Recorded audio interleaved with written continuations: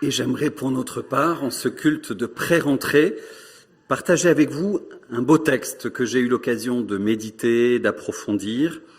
Il se situe, vous savez, dans l'évangile de Jean, dans le cadre de la série où Jésus se présente, dit « Je suis » à telle reprise pour nous dire qui il est. « Je suis le chemin, la vérité et la vie, je suis la porte, je suis la lumière du monde, je suis le pain de vie, etc. etc. » Et j'aimerais m'arrêter ce matin sur cette affirmation de Jésus, fondamentale pour nos vies, et je le crois pour notre rentrée, cette nouvelle année qui commence.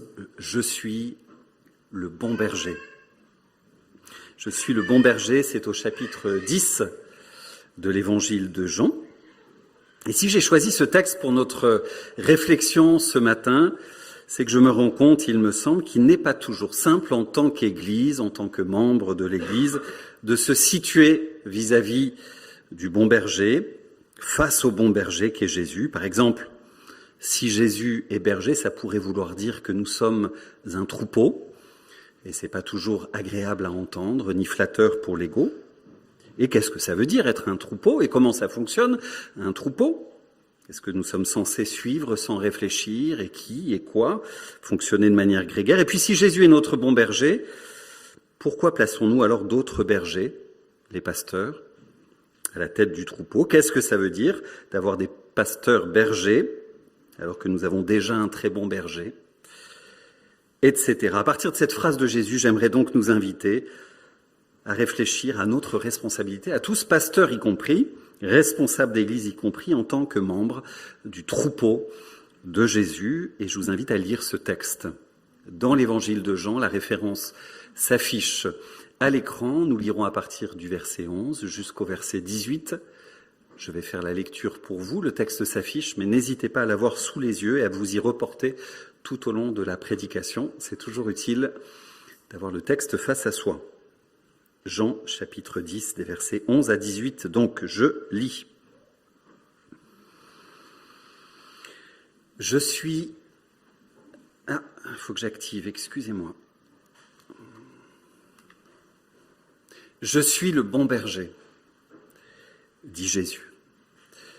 Le bon berger est prêt à donner sa vie pour ses brebis. L'homme qui ne travaille que pour de l'argent n'est pas vraiment le berger.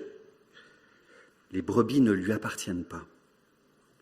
Il les abandonne et s'enfuit quand il voit venir le loup. Alors, le loup se jette sur les brebis et disperse le troupeau. Voilà ce qui arrive, parce que cet homme ne travaille que pour de l'argent et ne se soucie pas des brebis. Je suis le bon berger, poursuit-il. Je connais mes brebis, elles me connaissent. De même que le Père me connaît et que je connais le Père, et je donne ma vie pour mes brebis. J'ai encore d'autres brebis qui ne sont pas dans cet enclos. Je dois aussi les conduire.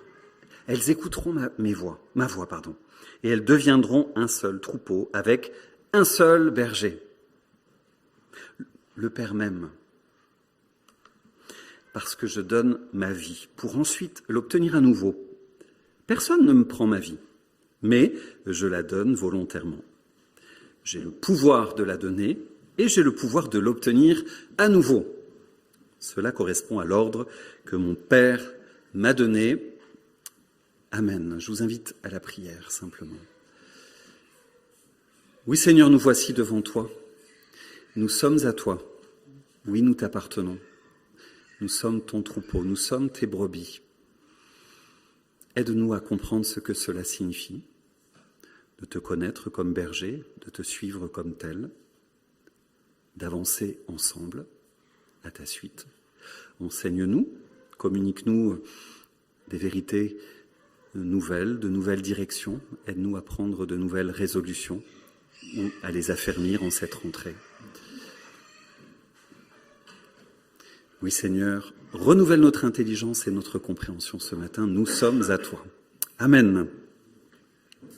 Je suis le bon berger, déclare donc Jésus, ce qui est une image, sans doute pour vous qui êtes lecteur des Écritures, qui est porteuse de plein de représentations, d'images, de souvenirs dans l'Ancien, dans le Nouveau Testament, une image forte qui marque nos esprits, avec un autre bagage personnel lié à cette représentation. Nous le savons, au sens ordinaire du terme, un berger est quelqu'un qui protège, qui aime, qui prend soin de ses brebis. Un bon berger, d'ailleurs, paraît-il, connaît ses brebis, il reconnaît chacune d'entre elles là où nous serions bien incapables de discerner. Il sait, il les appelle par leur nom, il connaît chacune de leurs caractères, il les considère comme des individualités, chacune avec sa personnalité. Les bons bergers ne sont donc pas dans un rapport impersonnel au troupeau dont il a la charge, mais il a une relation, il connaît une relation réellement personnelle avec chacune de ses brebis. Relation d'amour et de soin. Et en cela, nous savons, pour nous qui l'avons rencontré, nous qui le fréquentons dans les évangiles et par la vie de l'Esprit, que Jésus nous connaît tous, individuellement, réellement, il prend soin de nous, il veut s'impliquer dans nos vies personnelles, elles ont de la valeur à ses yeux, c'est pas juste une chimère, un discours, une théologie, c'est une vérité sur laquelle nous pouvons nous appuyer. Il nous aime chacun tel qu'il nous a créés, dans ce que nous avons de caractère propre, tel qu'il nous recrée également. Nous savons également qu'il est celui qui veut prendre soin de nous vraiment, c'est sa charge, c'est sa vocation, c'est sa mission, c'est son métier, nous pourrions dire. C'est en vue de cela que le Père l'a institué. Alors, bien sûr, il est possible, et ça nous arrive malheureusement bien trop souvent, moi le premier, il est possible de nous écarter, de ne pas nous laisser faire, de ne pas vouloir nous laisser diriger, soigner, rencontrer par son amour, nous écarter quelque part de son troupeau, mais lui demeure réellement, c'est sa promesse, donc c'est une réalité à vivre, disponible réellement pour nous, disposé à prendre soin de nous. Il est notre bon berger. Et dans notre texte, à l'inverse, contraste marqué à la différence des mauvais bergers. Ils sont décrits comme des mercenaires, des ouvriers qui font le job pour l'argent, mais qui n'ont pas réellement de vocation de berger au sens vocationnel fort du terme. Les mauvais bergers ne travaillent pas pour les brebis, mais pour eux-mêmes finalement, pour le gain qu'ils en tireront. Ils les négligent, ils ne les connaissent pas. Pour eux, les brebis donc ne sont finalement qu'un faire-valoir, un moyen pour arriver à leur fin, recevoir un salaire. Et quand le danger vient, si le loup arrive, nous dit le texte, le berger s'enfuit, il se cache, il ne va pas livrer sa vie, il ne risque pas sa vie pour elle, il ne mouille pas le maillot fondamentalement, n'ayant pas de relation d'intimité avec elle. Alors évidemment, on peut transposer ça à la réalité de l'Église, aux mauvais bergers, et Jésus et les prophètes de l'Ancien Testament nous préviennent contre de mauvais pasteurs, de mauvais bergers qui n'auront pas réellement soin du troupeau et quant aux loups vont les laisser prospérer dans la communauté parce que c'est souvent plus confortable, effectivement, de peur de prendre des coups, de laisser dans la bergerie les loups gagner par indolence, par négligence ou simplement manque de courage. Jésus, contrairement aux autorités religieuses de son temps, et c'est elles notamment qu'il vise lorsqu'il parle des mauvais bergers, est, lui, réellement un bon berger en ce sens. Quelqu'un qui sait prendre soin, qui sait prendre des coups, qui se livrera sa vie. On y reviendra, il se présente comme un pasteur aimant, consacré, totalement attentionné à chacune de ses brebis. Un pasteur qui ne laissera donc pas les loups disséminer, déchiqueter, abîmer, faire du mal à son troupeau.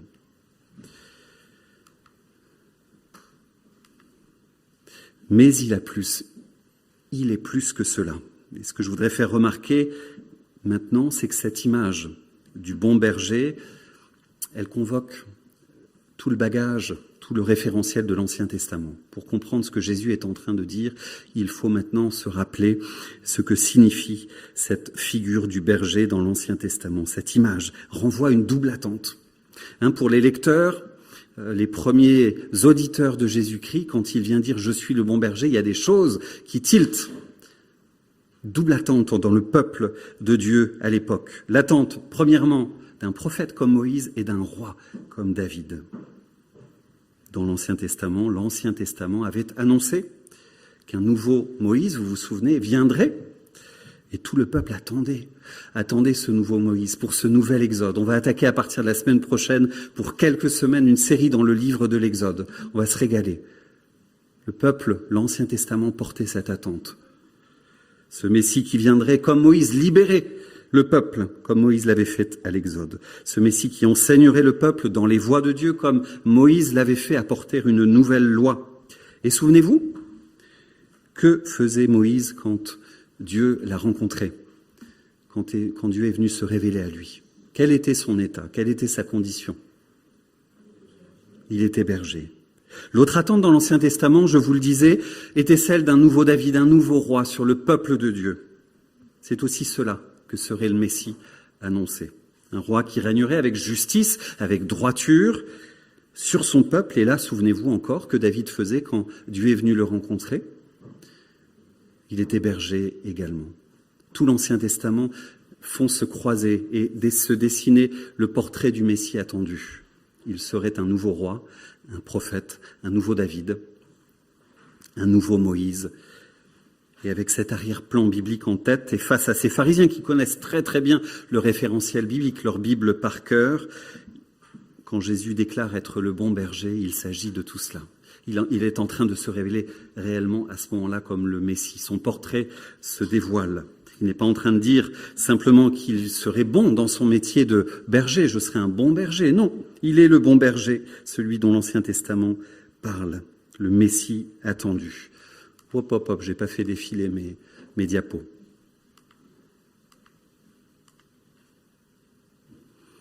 Il est le berger qui vient donc conduire son peuple vers la liberté, un nouvel exode hors du péché. Il est le berger qui vient instruire, guider le peuple dans la révélation d'une loi nouvelle pour un peuple nouveau, dans l'obéissance à Dieu par l'Esprit. Il est le berger qui vient régner avec autorité, avec justice, avec équité sur son peuple, sur son Église. Il est le Messie, il est le vrai, il est le bon berger qui est attendu par l'humanité, le peuple de Dieu, celui qui dépasse largement les figures qui représentaient précisément celui qui devait venir, Moïse et David.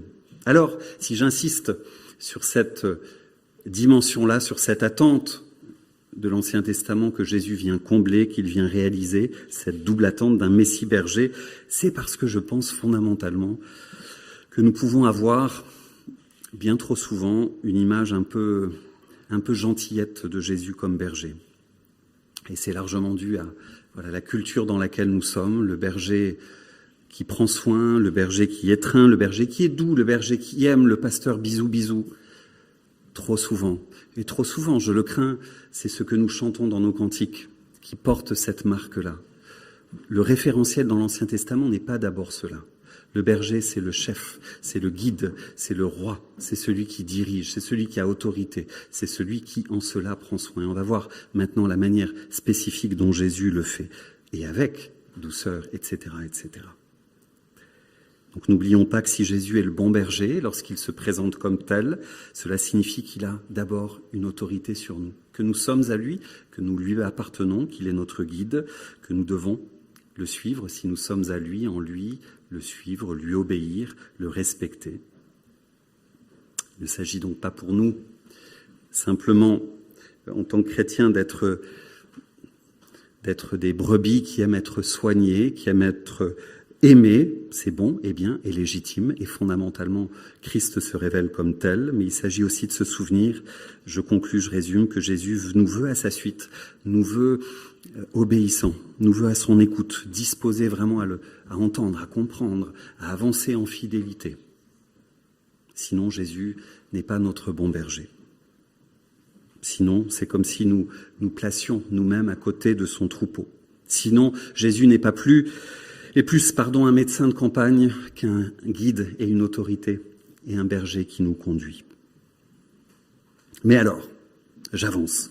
Regardons à nouveau notre texte, et je ne sais pas si vous avez remarqué l'idée qui revient de manière régulière dans ce que dit Jésus, par 4 fois. Qu'est-ce qui revient de manière insistante et qui doit certainement être une clé de compréhension pour l'ensemble de ce texte et de cette image? Qu'est-ce qui revient à 4 reprises?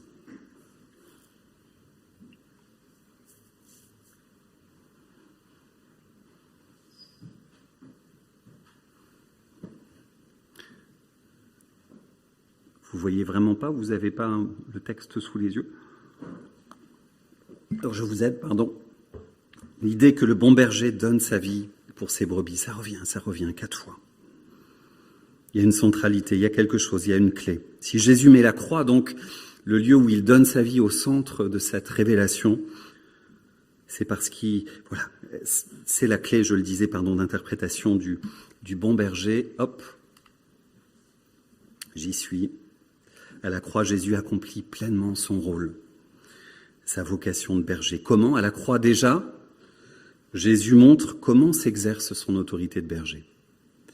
Elle s'exerce par le don de sa vie. Il va jusqu'au bout. Il ne craint pas, je le disais, de prendre des coups. Il n'est pas là pour se servir lui-même, mais fondamentalement, il se donne jusqu'à l'extrême, jusqu'au don de lui-même. Il donne sa vie. Il est un berger qui a autorité sur son troupeau, mais une autorité qui s'exerce par le service, réellement, par l'amour véritable, sacrificiel et le don de soi. Deuxièmement, à la croix, bien sûr, Jésus montre combien il aime son troupeau, combien il veut prendre soin de lui et lui donner sa vie. C'est pour ça qu'il meurt pour le troupeau, pour que le troupeau reçoive sa vie. Et finalement, à la croix, Jésus montre combien il est un guide et un enseignant parfait. À la croix, il révèle comment il veut que nous conduisions, nous aussi. Il y a une dimension d'exemplarité qui est impliquée, évidemment, pour nos vies, dimension sacrificielle, mais par là même une pédagogie, une invitation à nous offrir à notre tour, par amour, comme lui, en nous donnant à Dieu, en nous donnant pour notre prochain, ne vivant plus pour nous-mêmes, mais réellement en nous donnant aux autres et à Dieu. C'est le sens fondamentalement, le cœur, nous dit Jésus, de la loi. Aimer Dieu et notre prochain, et Dieu et Jésus en montre, incarne cet exemple à la croix de manière ultime. Voici donc en résumé ce que signifie que Jésus est le bon berger. Il est un guide, il est un roi, il est un enseignant, il est un soignant, tout ça ensemble, et il accomplit tout cela parfaitement, en se donnant à la croix. Mais alors j'aimerais revenir au questionnement de l'introduction. Qu'est-ce que cela implique? Qu'est-ce que ça signifie pour nous, fondamentalement, en tant que troupeau, pour moi en tant que pasteur, berger? Comment nous situer face à Jésus, le bon berger? Déjà, il faut admettre, je crois, je le disais là encore en introduction, que cette image du troupeau, elle n'est pas forcément agréable, elle n'est pas forcément flatteuse pour notre ego, ça nous humilie quelque part, ça dit beaucoup de choses qui nous chagrinent, qui nous chatouillent. Mais entendons bien l'image. En fait, Jésus ne désire absolument pas que son troupeau soit bête et méchant, abandonne à la porte de la bergerie, à l'entrée de l'enclos, sa volonté, son individualité, son intelligence, bien au contraire. Faire partie d'un troupeau, c'est dans le même temps appartenir néanmoins à un collectif, quelque chose qui nous dépasse, quelque chose dans lequel nous sommes insérés, un groupe, une communauté. Appartenir à ce troupeau, c'est reconnaître que nous avons besoin, et cela nous humilie fondamentalement. Nous sommes inscrits en dépendance les uns des autres, réellement, et cela est agréable à Dieu, que nous avons besoin des autres pour vivre notre foi, notre vie de disciple, et que tout seul par nous-mêmes, selon nos propres critères, nous n'y arriverons pas. Si nous faisons partie du troupeau, c'est parce que nous reconnaissons, si vous êtes là ce matin, que la vie de Christ se déverse, se déploie réellement, fondamentalement, en abondance, et elle va trouver son plein épanouissement au sein de la communauté, au sein du corps, et c'est ce grand thème qui traverse toute l'Écriture et qui est parfois difficile à vivre, à encaisser pour nous, cette idée que Dieu n'est pas venu sauver fondamentalement des individualités seulement, de manière éparse, de manière atomisée, mais le projet de Dieu qui traverse l'Ancien comme le Nouveau Testament, c'est de se constituer un peuple, de sauver un peuple, de créer une nouvelle humanité en Jésus-Christ, en vue du royaume. Ça, c'est vraiment le projet de l'Écriture, de la révélation, de l'Évangile. Et quand je dis que c'est difficile pour nous à entendre, je crois qu'il y a l'effet de la culture ambiante qui est prégnant, une société hyper individualiste, certainement, notre nature pécheresse avant, mais encore, je crois, et c'est quelque chose dont nous devons être conscients, je crois notre héritage protestant et protestant évangélique en particulier, qui a mis l'accent, et toujours très fortement, et on pourrait, pareil, relire l'ensemble des cantiques que nous chantons, sur le salut personnel, sur la dimension personnelle de la foi. C'est très bien, sauf que c'est pas le tout de l'évangile, et c'est une réduction, et si nous nous rappelons pas que Dieu nous veut dans un corps, se prend plaisir à nous voir inscrits dans des relations nouvelles, dans une disponibilité nouvelle, dans une redevabilité, complémentarité, etc., etc., nous manquons le sens de l'évangile. Et cette image du berger et du troupeau nous dit cela, nous rappelle cela, ce qui est bon, et nous dit le sens de notre humanité, de la nouvelle humanité que Dieu veut nous faire vivre en Jésus-Christ. Lui, notre chef, lui, la tête de son corps, lui, le berger de son troupeau. Mais il n'y a rien de passif à ça. Et on relit les versets 14 et 15. Ouais, j'ai oublié mes diapos. Ah ben non, j'y suis. Versets 14 et 15. Nous relisons. Il y a quelque chose d'important pour nous maintenant à saisir. Je suis le bon berger. Je connais mes brebis et elles me connaissent. De même que le Père me connaît et que je connais le Père. Et je donne ma vie pour mes brebis. Ça revient. Qu'est-ce que Jésus est en train de dire? Qu'est-ce qu'il veut nous dire? Quelque chose de touchant, je trouve. Il y a dans la relation qu'il veut nourrir, vivre avec ses brebis, une qualité, une profondeur d'intimité telle qu'il connaît lui avec son Père. Il y a une analogie, il y a une correspondance et il y a une vie qui circule au milieu de tout ça. Comme Jésus et son Père se connaissent, comme ils s'aiment de toute éternité, aussi Jésus, ainsi Jésus et chacune de ses brebis se connaissent. Également, ils s'aiment. Et du coup, logiquement, puisque l'amour réciproque de Jésus et du Père a conduit le bon berger à se défaire de sa vie pour ses brebis, eh bien l'amour, par conséquence, réciproque du berger et de ses brebis, doit aussi conduire ses brebis, chacune d'elles, pour son berger et entre elles, au don de soi, au service, à l'amour sacrificiel, évidemment, dimension d'exemplarité. Jésus nous invite ici, individuellement, chacun pour notre part, mais en tant que groupe, collectivement, à toujours nous rapprocher, à nous entretenir de cette proximité, de cette intimité avec notre berger, pour pouvoir réellement mettre en œuvre cette nouvelle humanité, cette nouvelle manière de vivre, individuellement et collectivement, au service. Rien de passif donc, pas de suivance idiote, au contraire, un courage identifié, une détermination, une discipline, pour réellement pouvoir vivre à contre-courant. Si nous reconnaissons en Jésus notre seul bon berger, si nous avons envers lui une relation d'amour et de confiance, si nous sommes bénéficiaires du don de sa vie, au contact de son intimité, une telle appartenance ensemble, mutuelle, à lui, nous guide sur le chemin qu'il a lui-même emprunté, qui est un chemin exigeant, là encore. C'est là le sens, le but de chacune de vocations, de nos responsabilités respectives, à chacun selon notre caractère, notre vocation propre, notre ministère propre.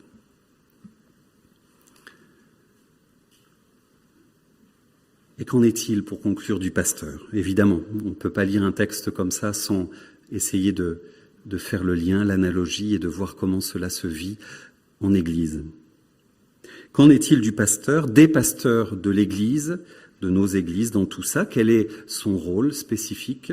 Comment le situer dans le troupeau qui a déjà un berger, Jésus?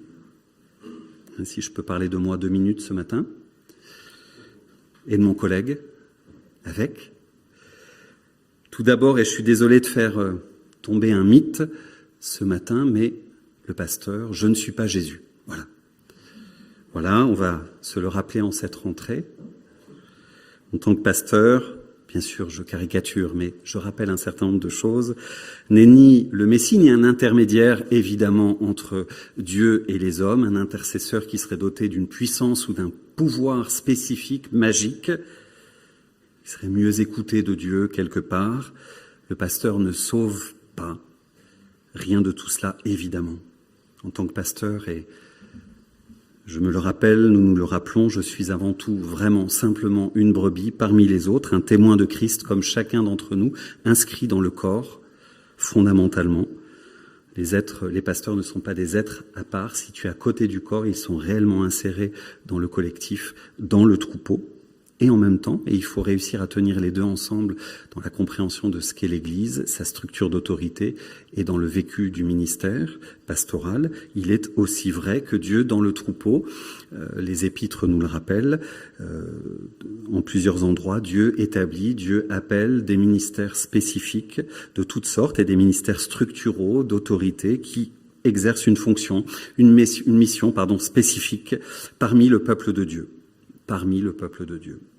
Et c'est ainsi que j'ai été appelé pour ma part et que je me rends disponible pour cette année encore. C'est ainsi que Kevin a été établi pour sa part. Voilà, pardon. Institué par Dieu au service de la fraction du peuple de Dieu qui est ici constituée, rassemblée, Courviton. Ce rôle, quel est-il ? Voilà, ça avance trop vite parfois. C'est de vous conduire toujours davantage vers Jésus-Christ, c'est de vous aider à toujours davantage le connaître, le suivre, d'avancer en fidélité. C'est un peu comme, et voilà la raison de cette image, le métier du chien de berger dans le troupeau, vous savez. Je ne sais pas si l'image est ressemblante, mais il y a quelque chose dans le regard. Par rapport à Kevin en particulier, vous regarderez, il y a quelque... Oui. À l'affût. Ma vocation en tant que pasteur, c'est donc de vous enseigner, notre vocation, sur ce que signifie réellement suivre Christ, qui il est, qui il veut être pour nous. C'est aussi prendre soin, évidemment. Ça a été le cas, par exemple, cette semaine, accompagner les uns et les autres dans des moments douloureux, dans des moments joyeux, dans des circonstances de vie très diverses, mais pas juste simplement pour être là, comme un bon copain ou dans notre humanité partagée. Le but du ministère de soins, de la direction spirituelle, c'est évidemment quelles que soient les circonstances, d'aider les uns et les autres à garder les yeux fixés sur Christ, d'essayer de rendre l'oreille plus attentive, plus affûtée, pour reconnaître sa voix, pour se tenir proche de lui. C'est son soin à lui, véritablement, que nous voulons rechercher, et non le nôtre que nous souhaitons apporter. De même,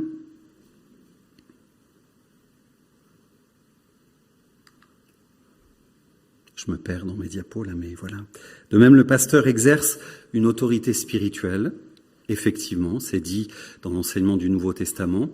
La notion d'autorité est bien malmenée, difficilement audible dans nos sociétés aujourd'hui, et pourtant l'Écriture nous dit qu'il y a dans le corps du Christ, dont il est la tête, le chef, il y a des structures d'autorité, et les pasteurs participent à on dispose, exerce une autorité spirituelle, mais pas pour être obéi, personnellement, certainement pas comme une fin en soi, pas comme un privilège, pas comme un bien, pas comme quelque chose à rechercher, pas quelque chose, une posture pour dominer et rechercher son intérêt comme des mercenaires ou gagner un salaire.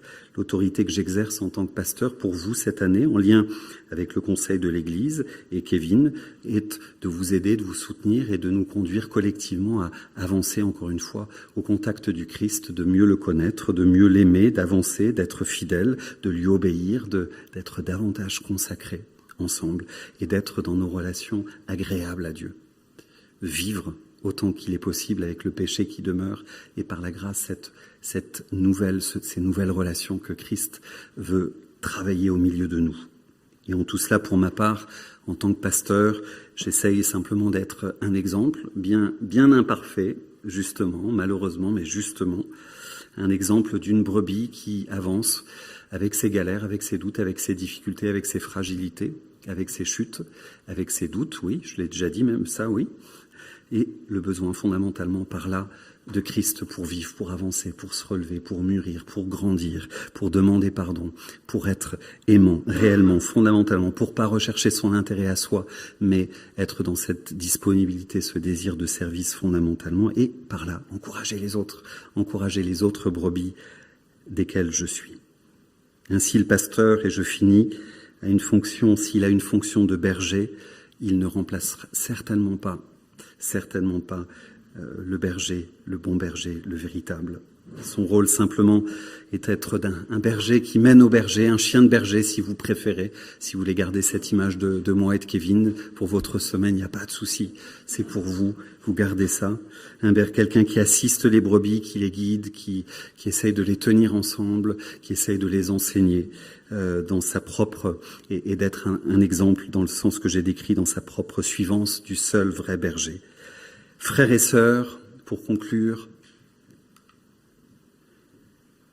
que le Seigneur, notre berger, notre bon berger, notre roi, guide, enseignant, soignant, tout ça à la fois, tout cela ensemble, nous aide à grandir en tant que brebis, individuellement, mais collectivement, qui nous encourage dans nos défis personnels, et on sait qu'ils sont nombreux dans ce que nous vivons, qui nous encourage collectivement en tant qu'Église, en tant que communauté en lien avec les autres communautés qui nous entourent, qui nous encourage, oui, en tant que troupeau, qui nous encourage à grandir dans cet amour en lui, pour lui, et dans notre désir de le suivre.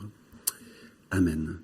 Je vais prier simplement, le groupe de louanges se réinstalle pour vivre la dernière partie de ce culte, simplement un temps de silence que je conclurai par la prière et la lecture du psaume 23.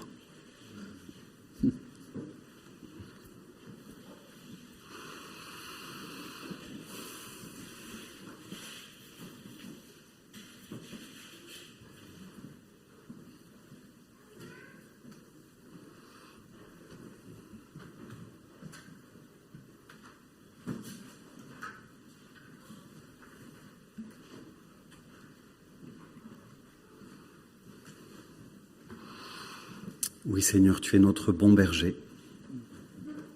Nous t'appartenons. Tu es réellement l'auteur, le propriétaire, le chef de notre vie, l'auteur et le chef de notre foi, le chef de ton Église.